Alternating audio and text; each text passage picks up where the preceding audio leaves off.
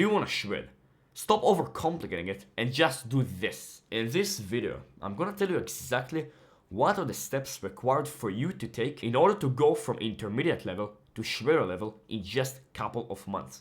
Make sure to watch the video with full attention and not skip anything, as if you even miss only one step, you will never shred the guitar. My name is Regev, and I turn metalheads into shredders. You're clearly interested in that, go click the subscribe button right now to get more videos like this. So for shredding guitar, although it seems super complicated, all you need to do is just 3 things. Comment down below what you think these things are. So, for shredding, what you need is first of all, to master the picking hand.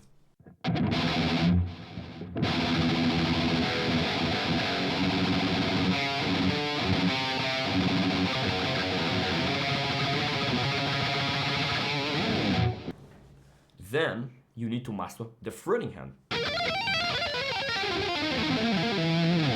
Now, if you master these 2 things, you're 66% of the way there. But if you miss the 3rd thing, you will never be able to take these 2 things and combine them together. So what is the 3rd thing? Stick around this video and I will tell you in a minute. So first of all, how do you master the picking hand? For the picking hand, we will use what's called the WME framework. WME framework explains exactly how you should pick. So first of all, W. W stands for wrist. So when I pick, you will notice that I move just the wrist and never the forearm. And this is something that is absolutely crucial because I teach a lot of beginners and they will come to me and we will start the lesson and then they suddenly try to pick and they do this. Now, what is the problem here? Let's see if you catch it. When I pick like this, as opposed to like this, what is the problem? What is the thing that is different here? The problem here is that I use my forearm to create the movement. Now, why is it problematic, you ask? Because there is something called leverage. And without being nerdy here and explaining the scientific thing, when you move just the wrist, you need to work less.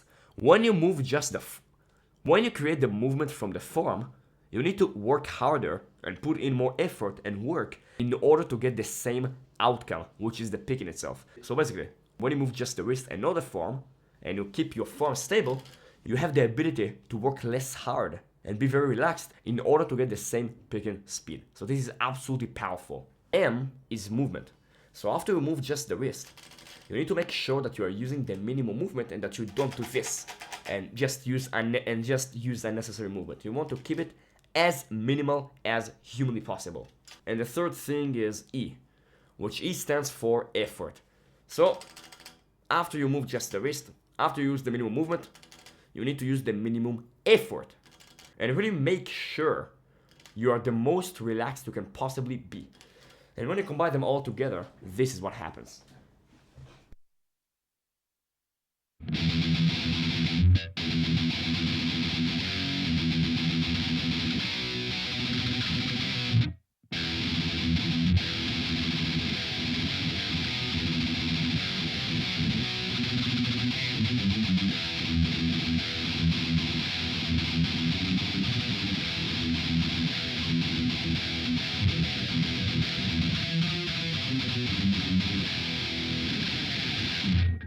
Now for the fretting hand, we will use what's called the CCR framework. So the first C stands for carol.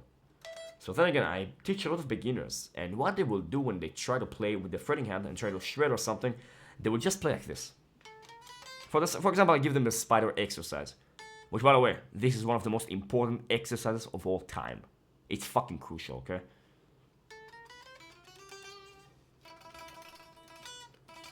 So they will try the spider exercise and they will do something like this.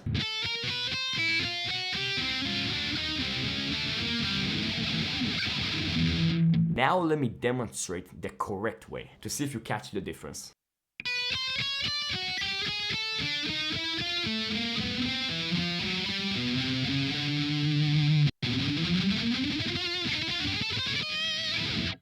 As you've probably noticed, when I demonstrate the wrong way of playing, what I do is I straighten my fingers like this and I try to play like this.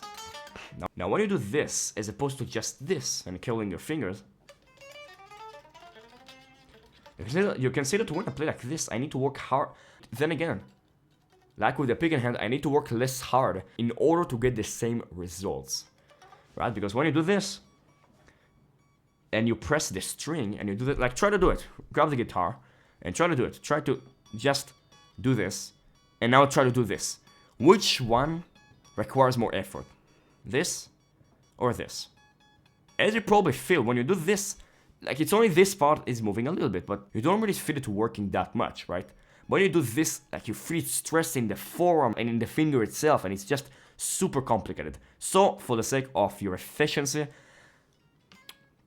just curl your fingers. Which brings us to the second C, which is close. So close. What you will notice that I'm doing is I do this, right? When I play, I do this. But I never do this. Because what I do is I keep my fingers as close to the fretboard as humanly possible. Okay, like this, you see? I don't do this. So, for example, I played with this finger. I move to the next one. I don't do this. And basically, you see this gap over here? I don't do this. I do this. I slightly raise it, not all the way here, but slightly. Because then, one, I save myself so much effort because I don't need to do a greater motion. And two, I have the ability to play so much faster just because the movement is so much smaller.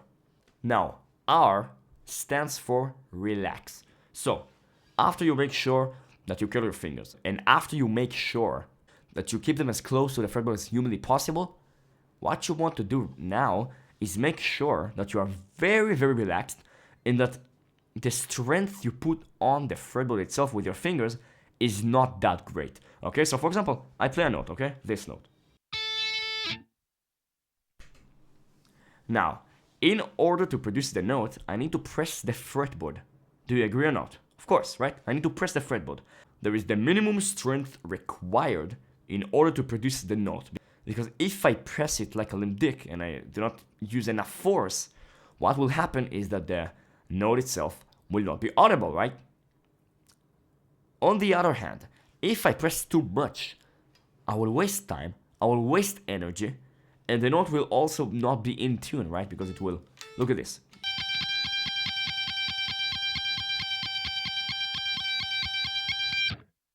Notice that the note breaks out of tune. But the most important thing is that I kind of hurt my fingers and I also waste so much energy. So what I will want to make sure all of the time is that I'm using the minimum effort required to produce the note. So, if this is not enough to produce the note, I will press a little bit harder. Okay? Now I start hearing it, but it's still not quite it. Press even harder until the note is audible. This is the amount of force I want to put in when I play, and especially when I play fast, because when you play fast, you don't need to really make each note audible, right? You just play fast. So yeah, you need to make sure your fingers are very relaxed.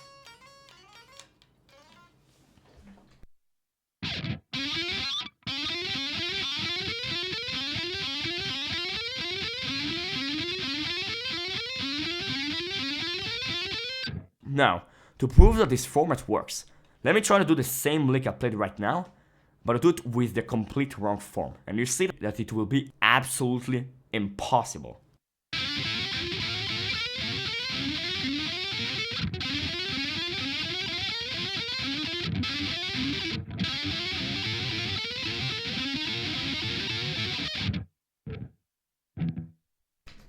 Doesn't fucking work.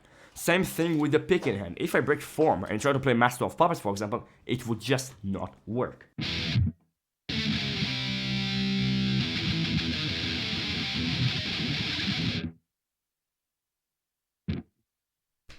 Now, of course, I over-exaggerate it, but the extremes prove the point. So, exercises for this video. First of all, pick in hand. What you do is you grab the low E string and you alternate pick, specifically making sure you're using all the WME framework. To remind you, wrist, movement, effort. You will do this in the highest tempo where you can still control the WME framework, aka the proper form. For the fretting hand, what you're going to do is just do the spider exercise. You will do it slow, and you will make sure you're using the CCR framework. Close, curl, relax. Then again, highest tempo, where you can still control the proper form. Understood! Now, as I promised, there is one last technique you need to master in order to become a shredder and combine between the two hands. And this technique is called hand synchronization. Hand synchronization is the ability to combine between the picking hand and the fretting hand in a very accurate, rhythmic manner. Okay, because you can be the best picker in the world, you can be the best fretter in the world, but if you cannot combine them in a way that sounds good and accurate, you will never shred. Because shredding is literally the combination of picking fast, fretting fast, and combining between them, like you guessed it, in a rhythmic manner. And this and other things are specifically things I teach in my 5-month program. So let me tell you about it.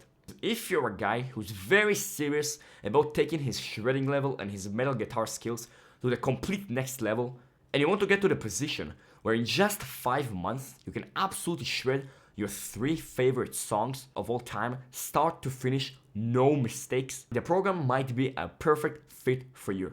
So if you're interested, click the first link in the description right now to book a consulting call. You and I will speak and we'll see if it's a good fit for you. You quite want to hurry up because currently I offer a crazy discount and you do not want to miss out. So yeah, book the call right now and you and I will speak. Alright, great.